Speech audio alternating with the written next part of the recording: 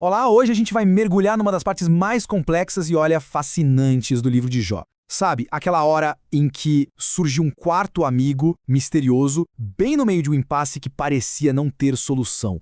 Pensa aí, alguma vez você já viu uma discussão que simplesmente não vai para lugar nenhum? Aquela situação frustrante em que cada lado só repete a mesma coisa sem ouvir o outro? Pois é exatamente esse o cenário que a gente encontra depois de 31 capítulos do livro de Jó, um verdadeiro beco sem saída.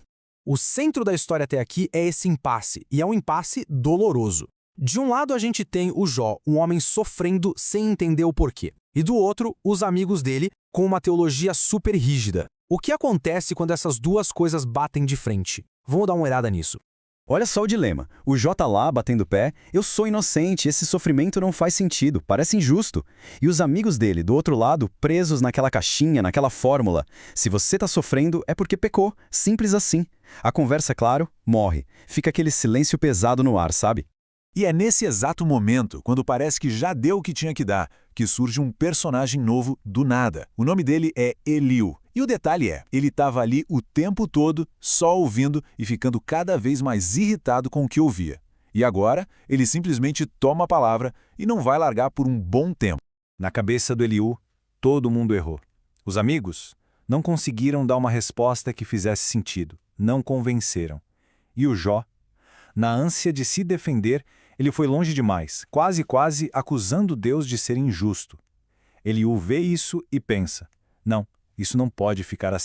E é aí que ele se apresenta, sabe? Ele basicamente diz, olha, a verdadeira sabedoria não vem só da idade, não, ou de seguir a tradição.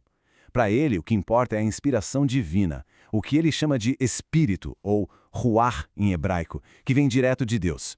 Isso, para a época, era uma baita ousadia, era desafiar a ordem das coisas.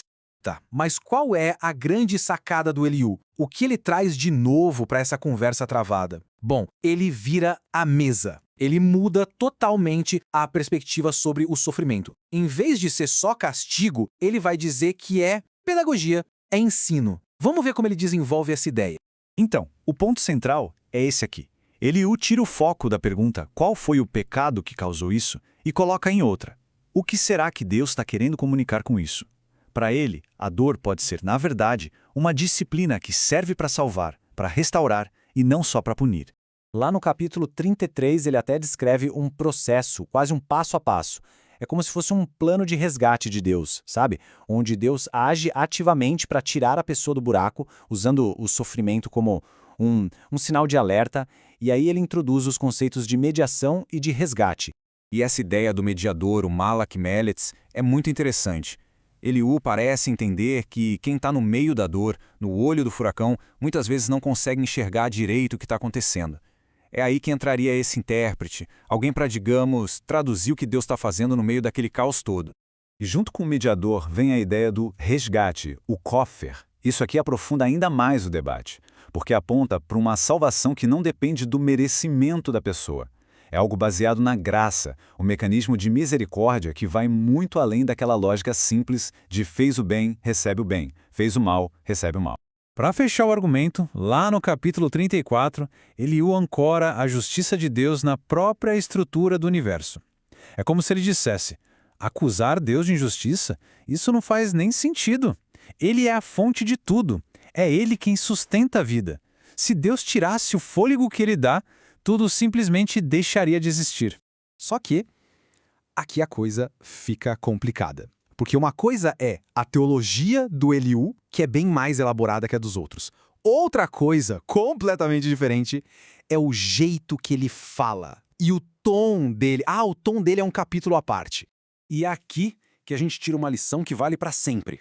O Eliú pode até estar teologicamente mais correto, mais afiado, mas o jeito dele, passional, quase agressivo, defendendo Deus, talvez não seja exatamente o que alguém que está sofrendo precisa ouvir naquele momento, sabe?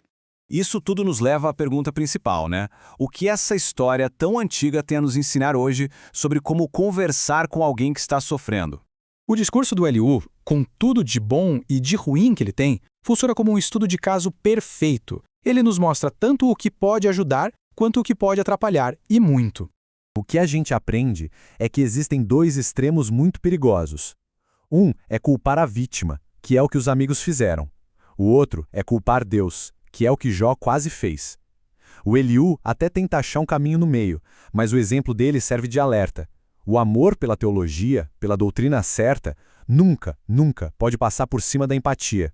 A primeira coisa a se oferecer não é uma explicação, é a presença. E tem também a função dele na história toda, que é super importante. O discurso gigante do Eliú é a última palavra humana no livro. Ele meio que esgota tudo que o ser humano poderia argumentar, sabe? E com isso, ele prepara o terreno para que finalmente o próprio Deus apareça para falar. É a ponte crucial para a próxima cena.